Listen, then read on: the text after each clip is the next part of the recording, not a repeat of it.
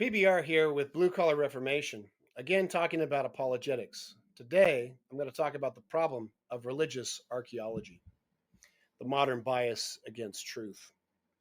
You see, modernists see theology as a museum of archaeological relics. Look here and see all the artifacts of the ignorant past. Follow a docent around the museum to interpret all of it in an evolutionary worldview. They say it's all part of the progress of man to not needing God. They follow man from the animistic star worshiper to the polytheist, to the monotheist, to the international monotheist, to the Christian, to the modern turn, to postmodernity and its power structures and the postmodern principles of self expression as the highest good. There is no God, no absolute, so we can do and be whatever we want to be because power is truth and might makes right.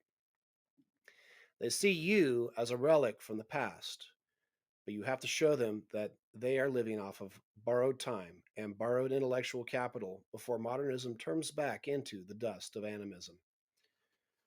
We have to do with God. He revealed himself outside of us in the intelligible world and within us in the soul made in his image. Romans 1:18-19 reads, "For the wrath of God is revealed from heaven against all ungodliness and unrighteousness of men who suppress the truth in unrighteousness, because that which is known about God is evident within them, for God made it evident to them." Yeah, you notice there he says, the wrath of God is revealed from heaven. It's outside of us. And God has made it evident to us because he's made things evident within us. So we have a principle within and a principle without. Knowledge from without coming at us and knowledge from within that can be deduced as mankind made in God's image. We have the capacity in our worldview to explain evil. God hates it. We have the capacity to explain why there is order. God made it. We know why that order exists. God revealed it externally and internally in the image of God. We know why man deserves the wrath of God we see in the world of death, sin. And the way of salvation, the Word became flesh and accomplished redemption. And where the world is going, the judgment of the wicked and salvation of the justified. Also notice that Paul said people suppress the truth in unrighteousness.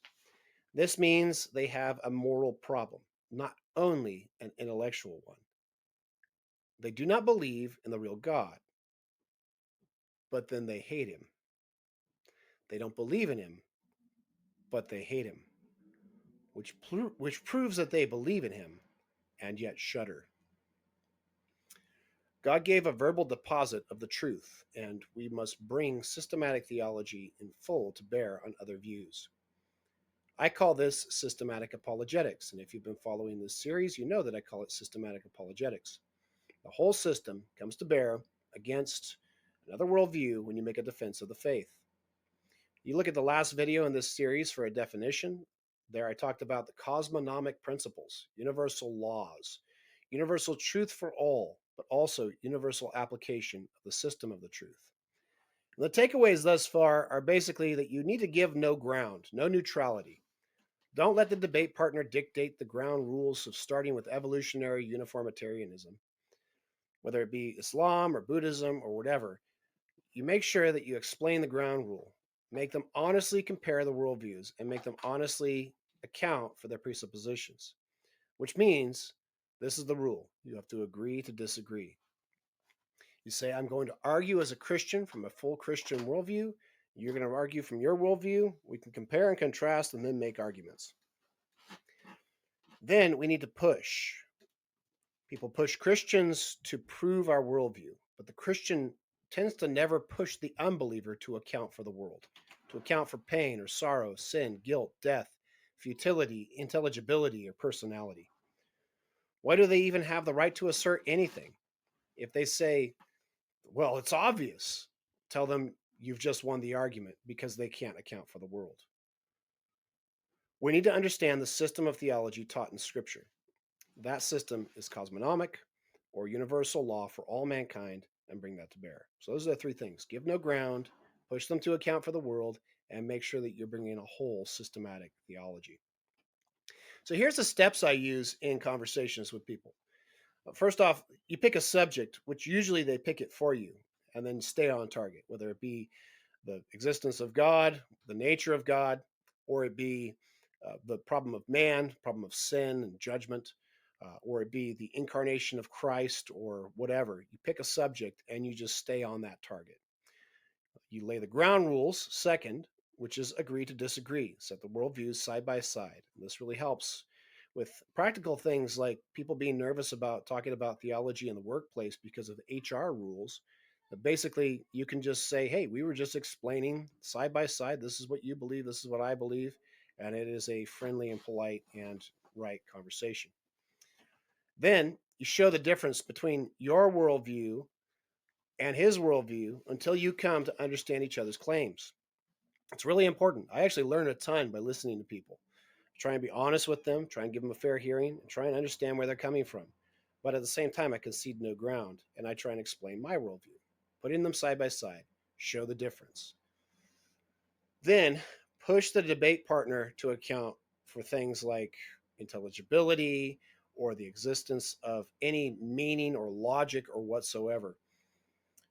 You can be Socratic by asking questions. And just remember that people push Christians to account for creation. You need to push them to make sense of it, make sense of rights, intelligibility, death, meaning, or their ability to make any argument at all. It's not enough to say, well, it's obvious, because that's what you need to account for. Why is it obvious? Then respond to their claims with the Christian claims and show how we account for the truth. And finally, give them the first knowledge of the gospel, get the word out, and offer to talk again about another subject in the future. Pray for them, make sure that you follow up and talk to them again. And with this sort of format, you can kind of take a subject and you can talk on various different situations over and over again. You can talk about different subjects or go back to the same subject and just say, hey, I want to learn more about what you mean by this. What do you mean by this in your worldview? How does that work? How do you explain it? And then you can say, okay, well, I believe this. And you put them side by side. You learn more, and then they learn more. You get the word out, and they're able to listen to it.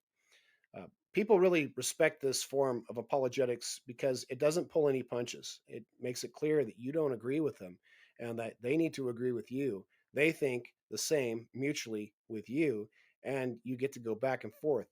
But it's very important that at some point you start to push them and respond to their claims, to the Christian claims, and show how we account for the truth. Specific arguments are going to be taken up here in the future, but mostly I just want to show you the method because this method is universal, and I hope that it's helpful for you so that as you're making a defense for the faith, that you're equipped on how to interface with people and not just with the arguments and ideas. This is PBR signing off.